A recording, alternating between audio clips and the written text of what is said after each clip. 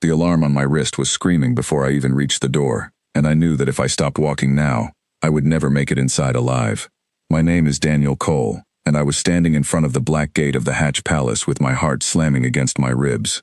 Every guard on this moon had orders to stop anyone who approached without proper clearance, and my clearance had expired 6 minutes ago. 6 minutes. That is how much time I had left before the automatic defense system marked me as a threat and ended this mission before it even started. The door was made of a strange, dark material that pulsed faintly, like it was breathing. I did not have time to admire it. I raised my fist and knocked, hard, 3 times. Nothing happened. I could hear footsteps behind me, fast and heavy, coming from the landing platform where my shuttle had just been discovered by a patrol. My contact on this mission, a woman named Grace Whitmore, had told me clearly before I left the ship, knock once, wait for a response, and never knock twice. If the door did not open after the first knock, that meant the Queen had already decided my fate, and running would only make things worse. I stood still, my hands shaking, my breath caught somewhere between my chest and my throat. Then, slowly, the door split open with a low groan, and cold air rushed out to meet me. Inside, the hallway stretched longer than any hallway I had ever walked through, lit by a soft blue glow that came from the walls themselves. I stepped in, and the door sealed shut behind me with a sound like a heavy stone falling into place. The patrol outside would not be able to follow. That should have made me feel safe. It did not.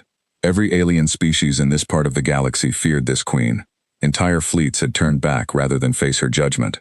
Her name alone was enough to end negotiations before they began. And here I was, a lone human, walking into her home with nothing but a small data drive in my pocket and a message I had been ordered to deliver at any cost. The hallway ended at a massive chamber, and the moment I stepped inside, I understood why so many before me had lost their courage. She was enormous, taller than any building I had stood beside, with a body that shimmered like wet stone under the dim light. Her eyes, dozens of them, all turned toward me at once, and I felt like every part of me was being studied, measured, and judged in a single breath. "You are late," she said, and her voice did not come from her mouth alone. It seemed to come from the walls, from the floor, from the air itself. "Explain yourself before I decide you are not worth the time." My mouth went dry. I forced myself to speak anyway. "My shuttle was tracked before I landed. I had to take a longer path to avoid your patrol ships. I am sorry for the delay, but I am here now, and what I carry cannot wait any longer." She leaned forward, and the chamber seemed to shrink around me. "Many have come before you carrying urgent messages. None of them left this room the way they entered it." I felt my knees weaken, but I kept my eyes on her, refusing to look away. Something told me that looking away would be the last mistake I ever made. "I am not here to threaten you," I said. "I am here because my people believe war between us can still be stopped, but there is very little time. Your rival faction, the ones you call the Vesic, are preparing a strike against your outer colonies within the next 2 days. I have proof." Her many eyes narrowed, and for a moment, the whole chamber went silent, except for the low hum of the palace itself. "You expect me to trust a human with information about my own enemies?" "I don't expect you to trust me," I said. "I expect you to look at the evidence and decide for yourself." I reached into my pocket, slow enough that the guards standing near the walls did not react, and pulled out the small drive. I held it up, and a beam of light shot from her chamber wall, scanning it instantly. Images appeared in the air above us, ships gathering near a hidden moon, weapons being loaded, coordinates matching one of her outer colonies exactly. Her body shifted, and the temperature in the room seemed to drop. "This is real." "It is," I said. "And if you do not move your defense ships within the next few hours, that colony will fall before your people even know they are under attack." She turned one massive eye toward me, studying my face like she was trying to find the trick hidden behind my words. "Why would your people help me? We have never been allies." "Because if the Vesic take control of that colony, they will control the trade routes that connect to our territory as well. Helping you protects us too. I am not going to pretend this is only kindness. It is survival, for both of us." For a long moment, she said nothing. The silence stretched so long that I began to wonder if she was going to end the conversation the same way she had ended so many others before me. My legs wanted to run, but I forced myself to stay still, waiting. Then, without warning, an alarm rang through the chamber, sharp and urgent, different from the one that had followed me to her door.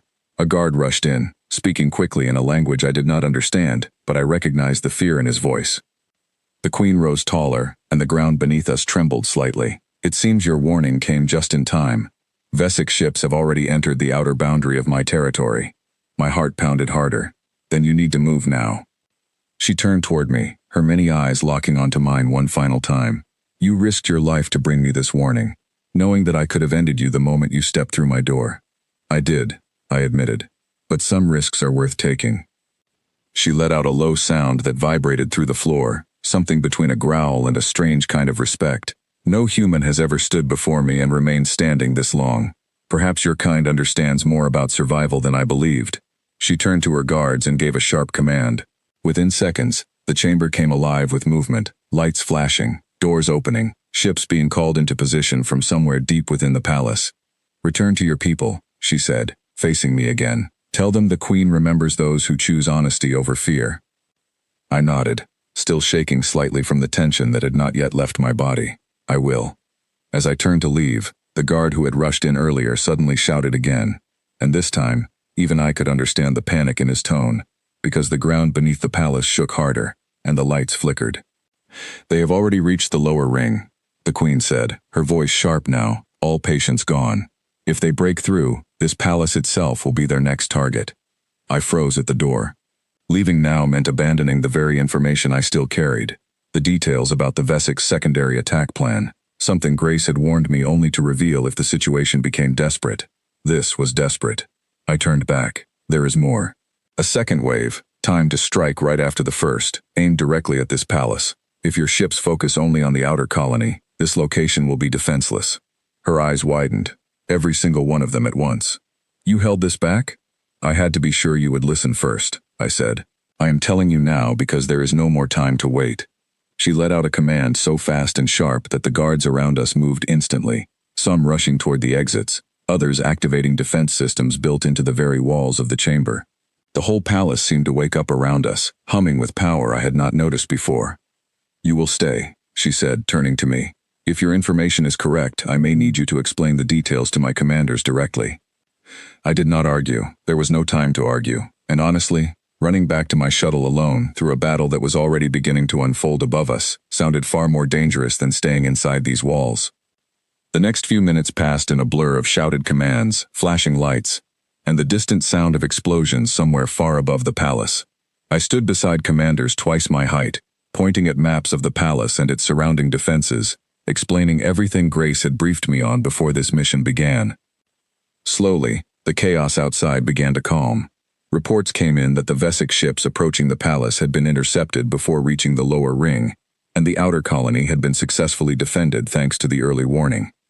When the Queen finally turned to me again, her voice had changed, softer now, though still carrying the same weight of authority.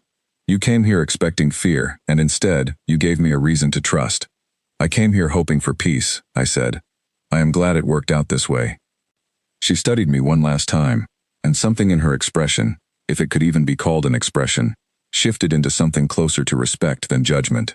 Every alien who has ever stood in this chamber feared me. You did not. That alone has changed more between our people today than any treaty ever could. I left the palace hours later, exhausted but alive, carrying not just a successful mission, but the beginning of something neither side had expected. Behind me, the Queen who once made entire fleets tremble, now watched a lone human walk away, not as an enemy, but as someone she would remember for a very long time.